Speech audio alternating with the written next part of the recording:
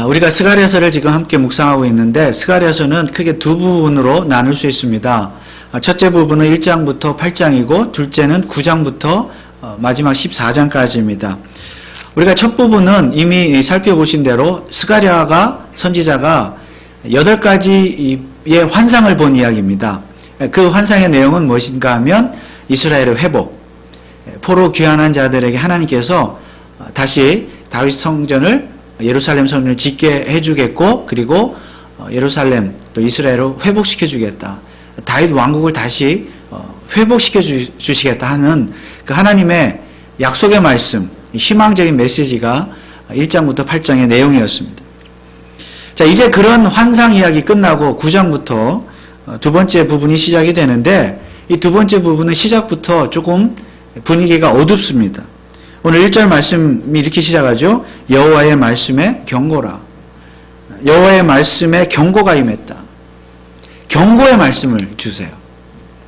어떤 경고인가 하면 이방 국가들, 이방 민족들을 심판하시겠다는 그런 경고의 말씀으로 시작을 하고 있습니다. 오늘 함께 읽은 이 본문에는 1절부터 여러 도시들의 이름이 등장을 합니다. 자, 이 도시들은 이스라엘 땅, 그 팔레스타인, 이스라엘 땅의 동서남북에 존재하는 도시들입니다. 이스라엘 땅과 붙어있는 도시들이에요. 자, 1절부터 계속 그런 도시들이 나오는데 그런 도시들을 하나님이 심판하시겠다. 이방 국가들, 이방 민족들. 여러분, 하나님께서 왜 이방 민족들을 심판하시겠다고 경고를 하고 계십니까? 이유가 무엇입니까? 자, 오늘 2절 말씀을 보면 이유가 나오는데요. 그 접경된 하맛에서도 임하겠고 두로와 시돈은 넓은 지혜가 있으니 그들에게도 임하리라. 두로와 시돈, 이 지역은 이제 이스라엘 땅의 서쪽에 있는 지중해 연안에 있는 그런 도시들인데 이 도시들을 하나님이 심판하시겠다. 이유가 무엇인가? 넓은 지혜가 있으니 그들에게도 임하리라. 넓은 지혜가 있어서 심판하겠다. 물론 이것은 두로와 시돈에게만 해당되는 말씀이 아니고 여기 9장에 나오는 모든 도시들에게 다 해당되는 말씀이기도 합니다. 그 도시들을 하나님 왜 심판하시느냐? 넓은 지혜 때문에. 여러분, 넓은 지혜가 무엇입니까? 지혜는 지혜인데 넓은 지혜. 3절 4절 말씀해 보면 이렇게 하나님 말씀하십니다. 두로는 자기를 위해 보장을 건축하여, 보장이라는 것은 성을 말합니다. 요새. 성, 요새. 보장을 건축하여 하며 은을 티끌같이 정금을 거리에 진흙같이 쌓았은지 주께서 그를 쫓아내시며 그의 바다 권세를 치시리니 그가 불에 삼키울지라. 넓은 지혜로 심판하시는데 넓은 지혜가 뭐냐? 자기의 지혜로, 자신들의 지혜로 보장을 쌓는 지혜, 성을 쌓는 지혜. 특별히 은과 금으로 보장을 쌓는 지혜. 이 지혜 때문에 하나님이 심판하신다고 말씀하고 있습니다. 은과 금으로 보장을 쌓았다. 특별히 두로와 시돈, 지중해 연안에 있는 항구 도시입니다. 무역업이 발달했죠. 장사를 하는 사람들이 많았죠. 상업, 굉장히 번창한 그 당시의 도시였습니다. 돈을 많이 버는 도시죠. 부자 도시였습니다. 그래서 이 두로와 시돈 사람들은 굉장히 장사하는 일, 돈을 버는 일에 지혜로운 자들이었습니다. 여러분, 장사를 하려면 지혜가 있어야 되겠죠? 사업을 하는데 뭐 어떻게 사업을 하고 어떻게 물건을 팔고 뭐 어떻게 손님을 이렇게 끌어들이고 그 지혜가 필요하죠. 나쁜 일 아닙니다. 그런데 하나님은 바로 그 지혜를 넓은 지혜라고 하시고 그 지혜를 심판하시겠다. 왜 그렇게 말씀하실까요? 바로 그 지혜로 자기 성, 자기의 요새를 건축했기 때문입니다. 자기의 성을 쌓아서 자기의 영광을 누리기 위해서 자기의 성을 쌓았기 때문에 심판하신다. 마치 바벨탑을 쌓은, 창세기에 바벨탑을 쌓은 그 사람들처럼. 여러분, 바벨탑을 왜 쌓았습니까? 성과 대를 높이 쌓아서 우리의 이름을 내자. 한마디로 한마디로 우리의 영광을 드러내자. 하나님을 거부하는, 무시하는 것이죠. 우리가 하나님이다. 하늘처럼 높아지자. 마치 사탄이 아담과 하와를 유혹했던 것처럼 이것을 먹으면 하나님과 같이 될 것이다. 그게 자기 지혜라는 거예요. 인간의 지혜. 그래서 자기의 지혜를 가지고 오히려 하나님을 찬양하고 하나님을 인정하고 하나님을 믿고 하나님의 영광을 위해서 사는 것이 아니라 자기 영광, 자기 이익, 자기 유익, 이렇게 사는 것이 자기 성을 쌓는 것이에요. 자기 지혜로. 그래서 그런 지혜는 하나님이 심판하시겠다는 겁니다. 그런 성은. 실제로 이 두로와 시돈 뿐만 아니라 여기 9장에 나오는 도시들이요, 사실은 이스라엘 땅이죠. 주변에 있는 땅이니까. 약 200년 후에, 이 스가랴 선지자 이후에 약 200년 후에 알렉산더 대왕, 우리 그리스의 알렉산더 대왕이 그 페르시아를 점령을 할 때 바로 이 땅을 다 점령했어요. BC 332년에. 다 망했어요. 물론 예수님 당시에도 두로와 시돈 같은 도시는 있었어요. 그렇지만 이미 그 과거의 그 도시가 명성을 다 잃었던 그런 도시로만 존재를 했습니다. 그런데 여러분, 스가랴 8장까지는 희망적인 메시지라 그랬잖아요. 이스라엘을 회복시켜 주시겠다. 그런데 왜 갑자기 9장에 와서 심판의 무서운 메시지를 말씀하고 있습니까? 첫째 이유는 이방 민족은 그들대로 하나님을 대적하다가 자기 지혜로 자기 성을 쌓다가 심판을 당할 것임을 말씀하고 있습니다.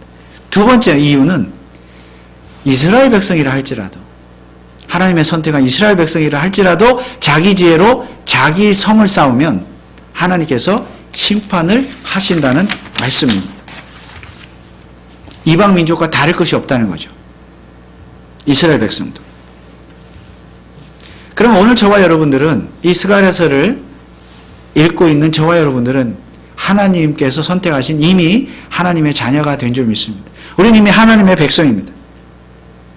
그런데 그럼에도 불구하고 우리도 우리의 지혜를 가지고 우리의 성을 쌓으면 하나님께서 심판하십니다. 특히 두로의 사람들처럼, 시돈 사람들처럼 은과 금으로 성을 쌓는다.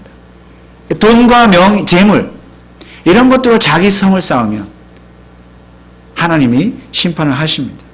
또한 자신의 지혜나 지식, 명예, 권력, 사람 등을 의지하며 사는 것도 다 자기 지혜를 믿고 자기 지혜로 성을 쌓는 것입니다.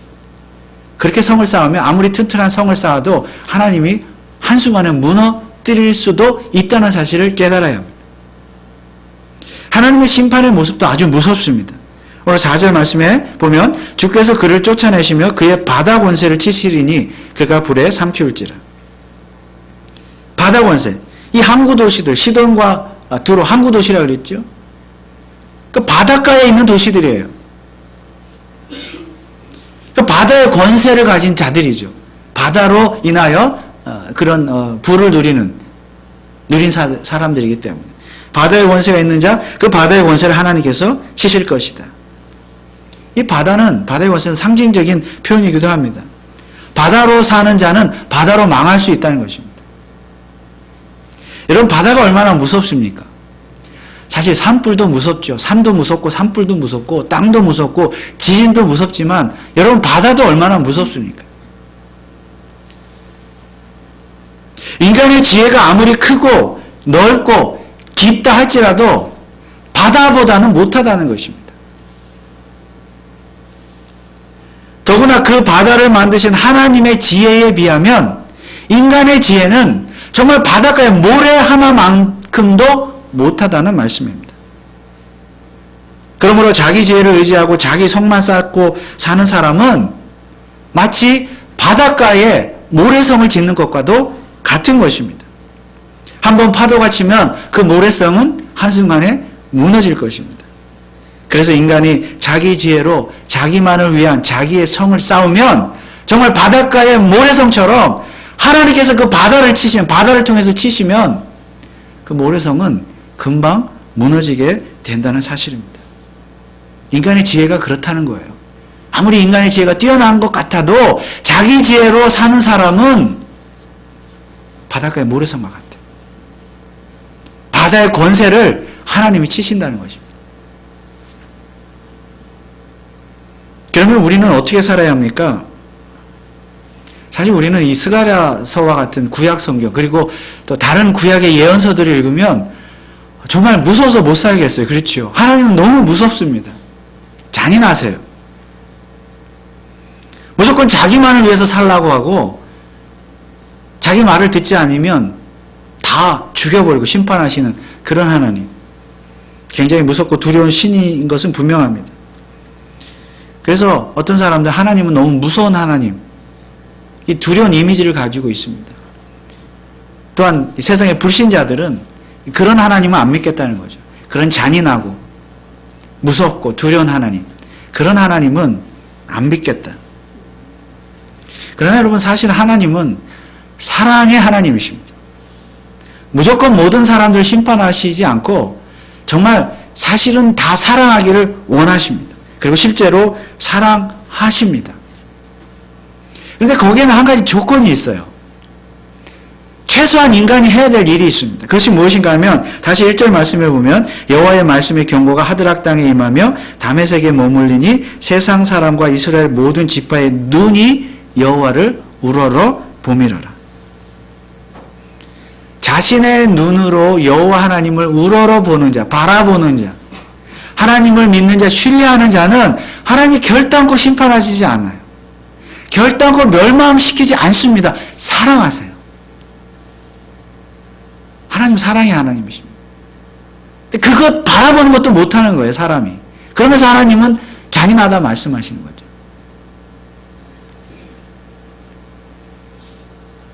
그런데 여기에서 하나님을 우러러보는 자는 누구입니까? 세상 사람과 이스라엘의 모든 지파, 즉 이스라엘 백성이라 그랬습니다. 근데 여기 특히 중요한 것은 세상 사람입니다. 세상 사람. 물론 이스라엘 백성도 중요합니다. 이스라엘의 백성은 사실 원래 하나님께서 선택하신 백성이죠. 그러니까 그들은 마땅히 하나님을 우러러 봐야만 되는 백성들이에요. 물론 때로는 하나님을 우러러 보지 않았어요. 그들의 조상은 어떻게 했습니까? 하나님 대신에 우상숭배, 우상신을 우러러 봤어요. 그래서 하나님께서 그들에게 심판을 하셨죠. 뭐예요? 바벨론 포로로 잡혀가게 했죠. 나라를 망하게 하고 포로로 잡혀가게 하셨습니다. 그러니까 하나님 우러러 보지 않기 때문에. 그러니까 하나님 우러러 보면 되는 거예요. 그렇지 않으니까 심판을 받는 것이죠. 그러나 하나님께서 이스라엘 백성을 사랑하지 않으시는 것은 아닙니다. 왜 그렇습니까? 그들 여전히 사랑하시기 때문에 포로 생활 가운데서도 하나님 그들과 함께 하셨고, 그리고 그 포로들을 자기 원래 땅으로, 고향으로 돌아오게 하셨잖아요. 지금 이 스가랴에서 나오는 포로 귀환자들, 1차 포로 귀환자들이 그 증거가 아니겠습니까? 그들을 자기 땅으로 불러들이신 이유가 무엇이에요? 그리고 그들에게 왜 8가지 환상을 통해서 희망적인 메시지를 주십니까? 너희 나라를 회복시켜 주겠다. 다윗 왕국을 회복시켜 주겠다. 사랑하니까요. 사랑하니까. 이유는 하나님의 사랑입니다.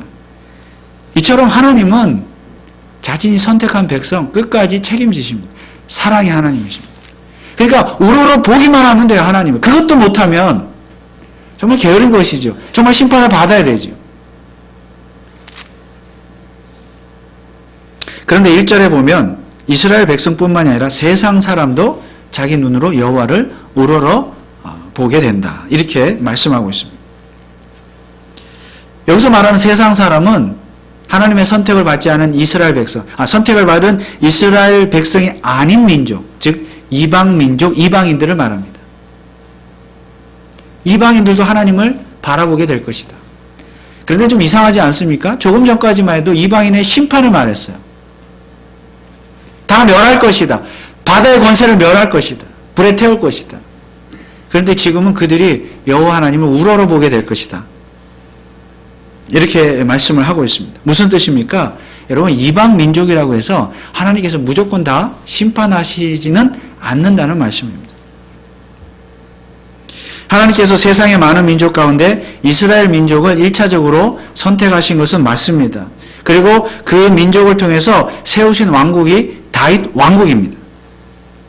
그래서 지금 1차 포로 귀환자들이 꿈꾸는 왕국은 그 옛날의 다윗 왕국, 그것의 부활이었습니다. 즉 이스라엘 민족이 이제는 포로 생활에서 다 해방이 되어서 강대국들로부터 완전한 해방을 이루어 독립을 이루어서 이스라엘이 명실공히 왕국을 이루어서 세상을 지배하는 그런 나라를 그 포로 귀환자들은 꿈꾸고 있었습니다. 이스라엘이 중심이 되는 나라. 한마디로 자기들만 하나님을 우러러보는 왕국, 자기들만 하나님의 백성이 되는 왕국,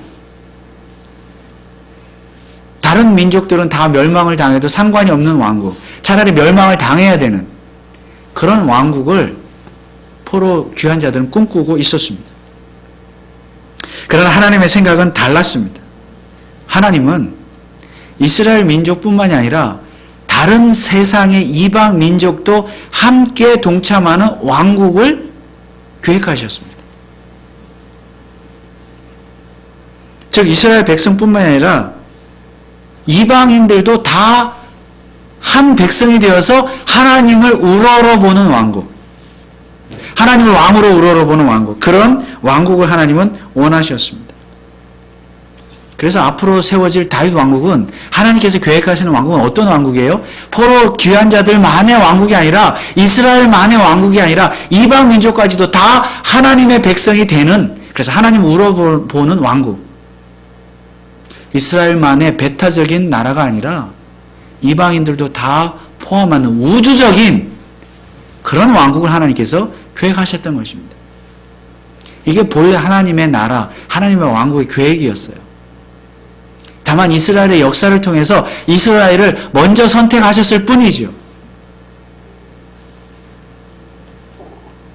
자, 이러한 하나님의 계획은 블레셋에 대한 심판의 말씀에서도 알 수가 있습니다. 오늘 7절 말씀에 보면 그 입에서 그 피를 그 이사이에서 그 가증한 것을 제하리니, 블레셋도 다 심판한다는 거죠. 근데 그도 남아서 우리 하나님께로 돌아와서, 남은 자는 돌아온다는 거예요. 이방 민족 가운데서도. 그도 남아서 우리 하나님께로 돌아와서 유다의 한 두목같이 되겠고 에그로는 여부수 사람같이 되리라. 이방 민족인 블레셋이 유다 민족같이 될 것이다는 것이. 하나님의 백성이 된다는 거예요. 하나님을 우러러보게 될 것이다. 그러니까 이방 민족이라고 해서 하나님이 무조건 다 멸망시키는 것이 아니라 그 가운데서도 사랑하실 자를 사랑하시고 구원하실 자를 구원하신다는 말씀입니다. 그러면 그 중에서 누구를, 어떤 사람을 사랑하시고 구원하십니까? 역시 자신의 눈으로 여호와를 우러러보는 자를 사랑하시고 구원하십니다. 이게 어려운 일인가요? 아무리 이방인이라 할지라도 하나님을 믿고 하나님의 존재를 믿고 창조주 하나님, 구원자 하나님의 존재를 믿고 인정하고 그분을 우러러 바라보며 사는 자는 다 사랑하시고 구원하십니다. 유대인이든지 이방인이든지. 다시 말하면 자기 지혜를 가지고 자기 성을 쌓는 사람, 유대인이든 이방인이든 다 심판하실 것이지만 하나님을 믿고 하나님을 의지하고 하나님을 우러러보면서 하나님을 성으로 삼는 자 사랑하시고 구원하십니다. 그러니까 앞으로는 구원에 관한 한 이방인이든 유대인이든 이방인이든 전혀 차별이 없습니다. 누구든지 하나님을 믿는 자 하나님께서 사랑하시고 구원하십니다. 그런데 여기에 더 중요한 사실이 한 가지 있습니다. 우리도 다 그렇게 이제 하나님을 바라보고 하나님을 우러러보기 때문에 우리도 다 구원을 받았죠. 하나님의 사랑을 입은 자들입니다. 근데 중요한 것은 그것이 어떻게 가능하게 되었냐는 것입니다. 여러분 하나님을 믿으시죠? 천지 만물을 창조하신 하나님, 또 우리를 구원하신 하나님 믿으시죠? 자, 그 믿음을 보시고 하나님 우리를 사랑하시고 우리를 구원해 주셨습니다. 그런데 우리가 어떻게 하나님을 믿게 되었고 어떻게 하나님으로부터 구원함을 받게 되었습니까? 우리가 어떻게 하나님을 우러러 볼 수가 있게 되었느냐는 것입니다. 하나님께서는 이미 구약시대에 우리로 하여금 우리가 하나님을 우러러 볼 수 있는 방법을 제시해 주셨습니다. 이미 구약시대에. 오늘 함께 읽은 스가랴 9장은 장차 이 땅에 오실 메시아에 대한 예언의 장입니다. 예언의 말씀, 아주 중요한 장이에요. 물론 스가랴의 다른 장에서도 우리가 이전 장에서도 메시아의 예언에 대한 어떤 인물이나 상징이 나오는 걸 우리가 이미 살펴보았습니다. 그런데 이 9장은 더욱 중요한 장이에요. 메시아의 예언에 대해서. 자, 함께 읽지는 않았습니다만 9장 오늘 읽은 말씀 9장 9절 말씀에 보면 이런 말씀이 있습니다. 시온에 따라 크게 기뻐할지어다 예루살렘에 따라 즐거이 부를지어다 보라 내 왕이 내게 임하나니 그는 공의로우며 구원을 베풀며 겸손하여서 나귀를 타나니 나귀의 작은 것 곧 새끼니라. 이 말씀을 읽으면 어떤 말씀인지 벌써 다 아실 것입니다.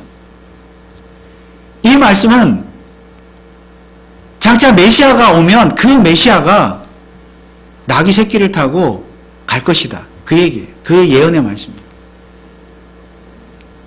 실제로 우리가 아는 대로 예수님께서 예루살렘의 마지막에 입성하셔서 십자가에 달려 죽으시기 위해서 예루살렘으로 입성하실 때에 그 종료 주일에 나귀 새끼를 타고 예루살렘 성으로 입성하신 것을 우리가 잘 알고 있습니다. 마태복음 6장 6절 7절에 보면 제자들이 가서 예수의 명하신 대로 하여 나귀와 나귀 새끼를 끌고 와서 자기들의 겉옷을 그 위에 얹음에 예수께서 그 위에 타시니. 이 마태복음 말씀 바로 스가랴 선지자의 예언의 말씀 9장 9절의 예언의 말씀의 성취를 보여주고 있습니다. 그 말씀이 메시아를 통해 성취된 것이에요.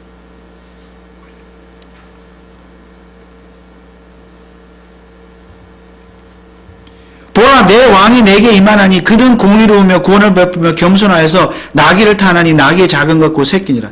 보라 내 왕이 내게 임하리니. 여러분 지금 하나님께서 이스라엘 백성들 포로 귀한 자들 어떤 왕을 지금 약속하시는 거예요? 여러분 포로 귀한 자들은 어떤 왕을 기대하고 있습니까? 그들의 나라 다윗 왕국을 재건시켜줄 다윗과 같은 왕을 기대하고 있어요.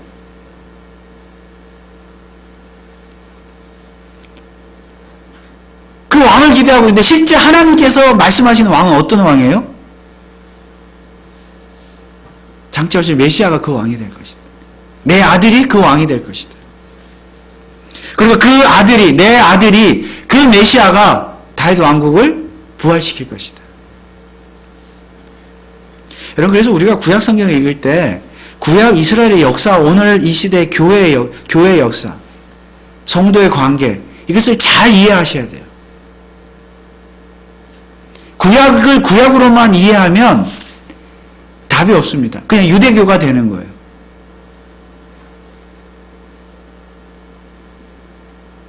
하나님께서 약속하신 왕은 장차 나귀 새끼를 타고 예루살렘 입성하실 십자가에 죽으실 그리고 부활하실 그 왕이세요. 하나님이 약속하신 왕은 이스라엘 땅에 제가 우리가 지난주에 잠깐 말씀드린 것처럼 저 예루살렘 이스라엘 땅에 세우는 그런 왕국이 아니에요. 예수님은 그런 왕으로 오신 왕이 아니기 때문입니다.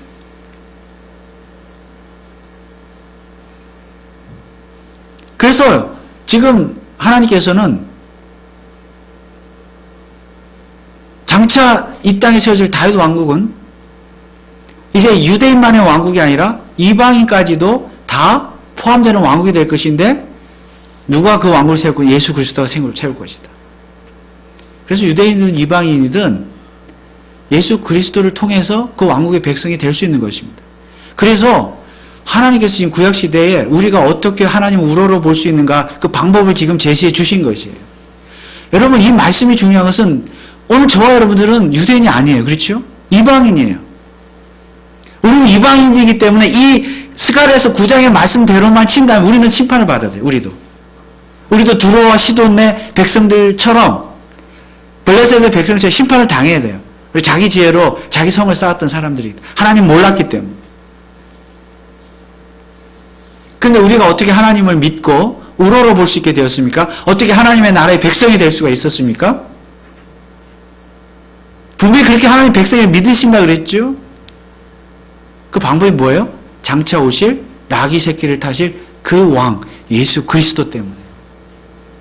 하나님께서 예수 그리스도를 그 방법으로 이 땅에 제시해 주셨기 때문에 우리가 그 예수 그리스도를 통해서 하나님께 나아갈 수 있게 되었고 하나님을 우러러 볼 수 있게 된 줄 믿으시기 바랍니다. 예수 그리스도가 아니고서는 어느 누구도 하나님을 볼 수가 없어요. 오늘 이 시대에는 예수를 통하지 않고는 그 누구도 하나님을 알 수도 없고 믿을 수도 없고 우러러 볼 수도 없습니다. 예수 외에 다른 종교, 다른 신, 부처니 알라를 통해서도 하나님께 갈 수 있다. 다 구원은 똑같은 거다. 천만의 말씀입니다. 종교다원주의, 이것은 정말로 배척해야 될 것이에요. 다른 종교에도 구원이 있다? 아니요. 요한복음 14장 6절 말씀에 예수께서 가라사대 내가 곧 길이요 진리요 생명이니 나로 말미암지 않고는 아버지께로 올 자가 없느니라. 그 예수 그리스도께서 이 땅에 오셨기 때문에 하나님의 약속대로 우리가 그 예수를 통해서 믿음으로 우리가 하나님을 보게 된 줄 믿습니다. 그러면 여러분, 우리는 어떻게 살아야 됩니까? 하나님 정말 잔인하십니까? 무서운 하나님이세요? 정말 두려운 하나님이십니까? 심판이 두려우십니까? 그렇지 않아요. 우리는 이미 하나님께서 제시하신 그 방법대로 예수 그리스도를 통해서 하나님을 우러러 본 자들이기 때문에 우리에게는, 저와 여러분의 성도들에게는 결단코 심판이 임하지 않게 되는 줄 믿으시기 바랍니다. 우리는 구원받은 자들이에요. 하나님 우리를 사랑하세요. 물론 하나님을 우러러 보지 않을 때는 이스라엘 백성들처럼 잠시 매를 들 수도 있지만은 하나님 우리를 끝까지 사랑하세요. 결단코 버리지 않으십니다. 그래서 하나님을 두려워할 것이 아니라 우리가 해야 될 일은 뭐예요? 믿음으로 하나님을 우러러 보기만 하면 되는 거예요. 이것도 못한다고 하면 심판을 받아야죠. 그래서 예수 그리스도를 믿기만 하면 우리에게 영원한 천국의 생명을 주실 정도 하나님은 정말 사랑이 많으신 아버지 하나님이십니다. 그리고 그 하나님을 우리가 우러러보고 사는 것, 이것이야말로 자기 지혜로 자기 성을 쌓지 않고 하나님을 성으로 쌓는 사람들입니다. 그리고 하나님의 성을 쌓는 자는 인생의 성도, 우리가 쌓는 인생의 성도 결코 무너지지 않을 줄 믿습니다. 왜냐하면 하나님 자신이 견고한, 무너지지 않는 견고한 성이기 때문입니다. 그러면 그 하나님의 성을 쌓는 자는 우리 인생의 성도 무너지지 않아요. 시편 59편 17절 말씀에 이런 말씀이 있습니다. 나의 힘이시여 내가 주께 찬송하오리니 하나님은 나의 산성이시며 나를 긍휼히 여기시는 하나님이시니라. 하나님이 우리의 견고한 성이 되시기 때문에 하나님 우리를 언제나 긍휼히 여기시고 언제나 불쌍히 여기시고 우리를 사랑하시고 우리를 도와주신다는 말씀이에요. 하나님 사랑의 하나님이세요. 우리가 그를 바라보기만 하면. 그래서 오늘 9장 12절 말씀에서도 하나님께서 뭐라고 말씀하십니까? 12절에 소망을 품은 갇혔던 자들아 너희는 보장으로 돌아올지니라.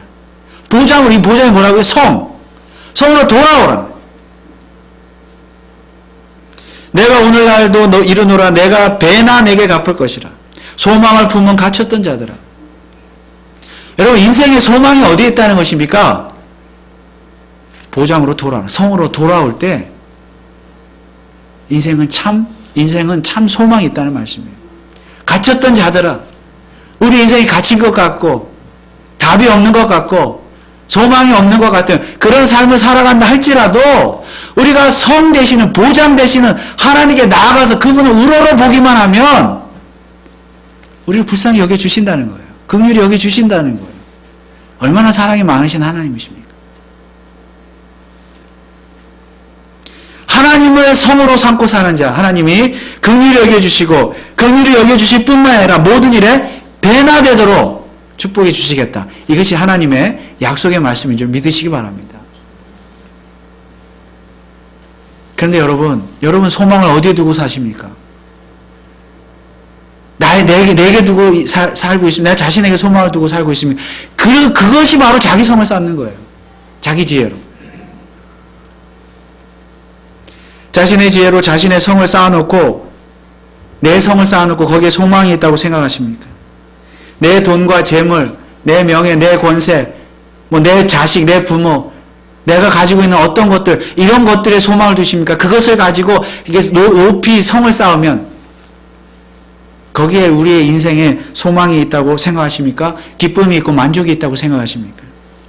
물론 다 필요한 일이기는 하지만 매사에 하나님을 우러러보지 않고 하나님을 신뢰하지 않고 하나님을 의지하지 않고 자기 성만 쌓고 사는 사람은 정말 그 성이 바닷가의 모래성처럼 그 성을 하나님께서 한순간에 우르르 무너뜨릴 수도 있다는 사실을 우리는 한시도 잊지 말아야 합니다. 이 한 해도 벌써 다 지나가고 있습니다. 정말 여러분의 소망은 어디에 있습니까? 우리가 아무리 완벽하게 한 해를 계획했다 할지라도 돌아보면 부족하고